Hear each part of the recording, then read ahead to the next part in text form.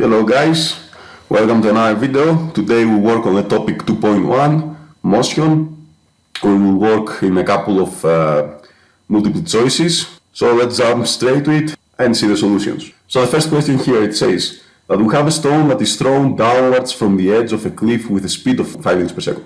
It hits the ground 2 seconds later. What is the height of the cliff? So here, something very easy. We have to apply the kinematic equations in order to calculate the height, and the one based on what we have initial speed here, u, and we have time here as well. Also, we have the gravitational acceleration that it's 10 meters per second square. This is something that is given in the data booklet. So from here, what I have to do, I have to apply the second equation that it has these quantities. I'm gonna take the positive direction downwards because of course the initial speed and the gravitational acceleration is downwards, so it's gonna make my life easier. So I apply here the numbers. We have 5 times 2 plus 1 over 2 10 times 2 squared. So this gives you of course 10 plus 20, so this is gonna be 30 meters. So the answer here is B. The next one, it says that the ball is thrown upwards at an angle to the horizontal. Air resistance is insignificant. Which statement about the motion of the ball is correct? Number A, it says the acceleration of the ball changes during its flight. Well, of course, here it's something that it's not correct because the acceleration is the gravitational acceleration is always constant. The velocity of the ball changes during its flight. Well, here it's something that probably is correct because of course the direction changes, of course the value it changes during the motion of the projectile. The acceleration of the ball is 0 at the highest point. Of course it cannot be because you know that, as I said before, acceleration is constant always. The velocity of the ball is 0 at the highest point. So here it talks about velocity, but 0, it's not the velocity, it's the vertical velocity, it's the Vy at the highest point. So of course this cannot be either, so the answer is B. The next one, number 3, it says that the graph shows the variation of velocity of a body with time along a straight line. What is correct for this graph? The first, it says the maximum acceleration is at P. Well, the acceleration is given from a velocity against time graph from the slope. So the slope here at P, you see that it's not the steepest one that I can have. So this it cannot be. The steepest one, it's of course here. The average acceleration of the body is given by the area enclosed by the graph. I just said before that the acceleration is given by the slope, not the area. So of course it cannot be.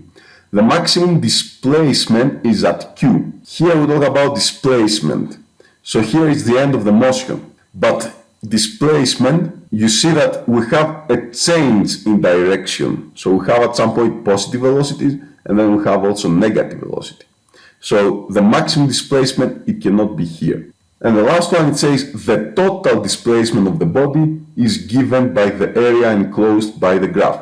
You know that in a velocity against time graph, the displacement or the distance is given from the area. So the only correct option for us is this one. Number 4, it says that we have a track that it has an initial speed of 20 meters per second, it decelerates at 4 meters per second square. What is the distance taken by the track to stop? So what we have to do here, again, we see what we have. We have initial velocity u, we have deceleration 4, and we know, based on what it says here, for the track to stop, that the final velocity it will be 0 as well. So from here, I need to apply one of the kinematic equations in order to calculate for distance s, having acceleration, initial and final velocity. So the one that it doesn't include time. And this one, of course, it's number 3. V squared is equal u squared plus 2as. So from here I know that the v is 0, and also I know that the object it decelerates, so I have negative acceleration. So this formula becomes 0 is equal to u squared minus 2as. So from here I need to solve for s, so I will move this to the other side, I will divide by 2a. So s it's u squared divided by 2a. And you will apply the numbers here. So you have 20 to the power of 2 divided by 2 times 4, 8. So actually it's 400 divided by 8. It's gonna give you the answer of 50 meters. So here the answer is C. Of course, I'm skipping the units during my calculations, but I have SI units, so I know in the end I will be in SI units as well. The number 5, it says that we have a projectile that is fired at an angle to the horizontal. Air resistance is insignificant. The path of the projectile is shown, so here we see the velocity against displacement path, which gives the magnitude of the horizontal component and the magnitude of the vertical component of the velocity of the projectile between O and P, so between A and B situation. So what we see here, it's, well, it doesn't matter if you say A and B or O and P, whatever. So we need to look again, one of the list that we have here, and then the next one. I know that the horizontal component, it's something easier to calculate, so of course the horizontal component needs to be constant always during a projectile motion, so it cannot be C or D. And for the vertical component, I know that at this point O, the velocity in the y-axis is 0.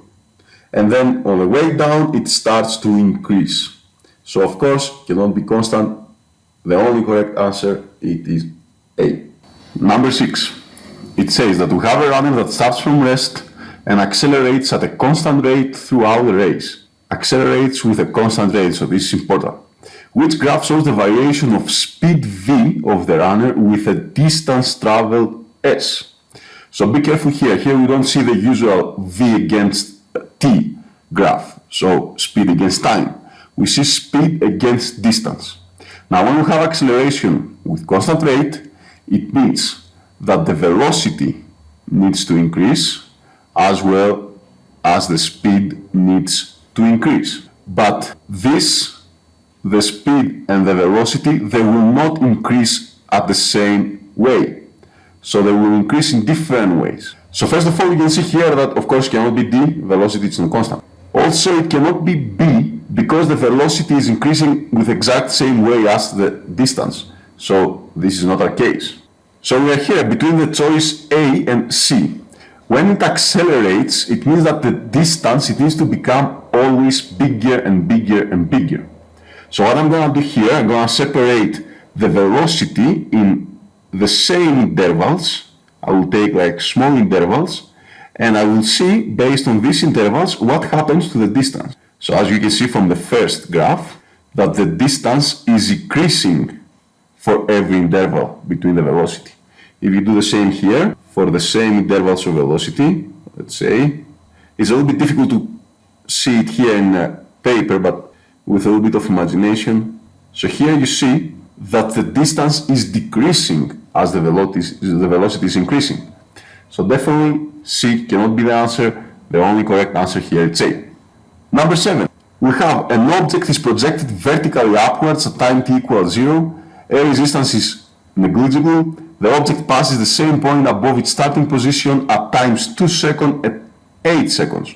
If g is 10 meters per second square, what is the initial speed of the object? So here let's create a diagram in order to visualize the situation. So here you have an object at the time of 0 seconds and you projected it vertically upwards. So it's going to move all the way up until a specific point here that it will stop, and then of course it's going to move down in the same direction. So here it says that the object it passes at the same point from times of 2 seconds, 8 seconds. So let's say if the 2 seconds, for 2 seconds the object is here, it goes all the way up, and on the way down, this is the 8 seconds. At this position, the object goes down, and at this position, the object goes up. So we need to try to calculate here the initial speed of the object. In order to do that, of course, we need to use one of the kinematic equations. But first of all, we need to choose 2 specific points that you are going to work. Now, between here, the 2 and the 8 seconds, you have a little information.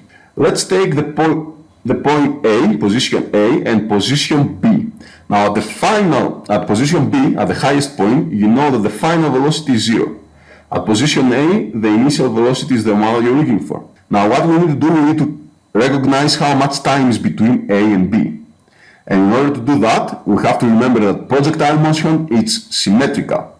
So for the time that it goes up, the same time needs to go down at the same position. So if you have time between 2 to 8 seconds, so this is 6 seconds. So in order to go up, it's like 3 seconds. In order to go down, it's 3 extra seconds. So up here, your time is 5 seconds. So 3 seconds up, 3 seconds down, total time of 6 seconds between these positions. And of course here you need to set up your positive and a negative direction. Let's say that positive is up. So I need to use one of the kinematic equations. As I said before, we use here the first one because it's the easiest one. And from here you need to know that velocity, as we said, it's 0. And this A is actually the gravitational acceleration. And of course, gravitational acceleration is downwards. So from here, this is going to be negative. So if you try to solve this one, you have initial velocity minus g times t. And now you need to solve for initial velocity. It's pretty easy from here. So the velocity is g times t. G is 10 meters per second square. Time is, as I said, 5 seconds. So if you do the math here, you have 50 meters per second. And of course here your choice is A. And the last one, it says that we have the distances between successive positions of a moving car measured at equal time intervals are shown. So here are the positions for the same amount of time. Let's say every second or whatever you can say, it doesn't even matter. The car moves and we have the options of acceleration that decreases linearly with time, acceleration that increases non-linearly with time, constant speed or constant acceleration. Of course, constant speed, it cannot be because you see how the distance is changing every time interval. What you need to see if you have increasing of acceleration or if you have constant acceleration is to see what is happening between the intervals. So you see from 1 meter, the next time you cross 1.5 meters. So you add 0.5 meters in your previous distance. Now from 1.5 you increase at 2, so you add 0.5 to the previous distance as well. And if you do this the same for all of them, you see that always you add this specific amount of distance. So of course this indicates constant acceleration. If you had any type of increase in your acceleration, linear or non-linear, it doesn't matter, you wouldn't have the same addition in your distance. You will have different numbers. So here the correct answer is D. Number 9. It says that a boy runs along a straight horizontal track. The graph shows how his speed varies with time. After 15 seconds, the boy has run 50 meters. So we know the distance here. What is his instantaneous speed and his average speed when the time is 15 seconds? So again, I have to look my options here. I'm going to work first with the one to reduce the number of choices. Let's work with instantaneous velocity. That's way easier to find it from the graph. So at 15 seconds, your instantaneous velocity is at 5. So it cannot be A and B, only C or D. Now for the average speed, what you need to do here, of course you need to calculate the average speed. That is the total distance over the time for the motion. The total distance is 50 meters, it's given. The time is 15 seconds. So you do the math here, you see that the 15 it fits to 53 point something, of course it's 3.3, it says here, it cannot be the same. So the answer is C. Also you can do it even faster, you don't have to calculate that. When you see that your velocity is changing, is increasing, so it starts from 0, the average speed, it cannot be the same as the instantaneous speed. So definitely cannot be D. Okay. In case that you don't have the distance, here you can calculate the distance, of course, from the area under the graph.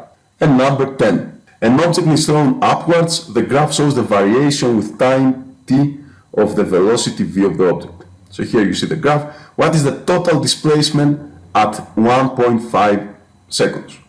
Here. So from 0 till 1.5. So here what we have to do, we have a velocity against time graph. So you know that the area under the graph, it's going to give you the displacement. So you have 3 triangles here to calculate.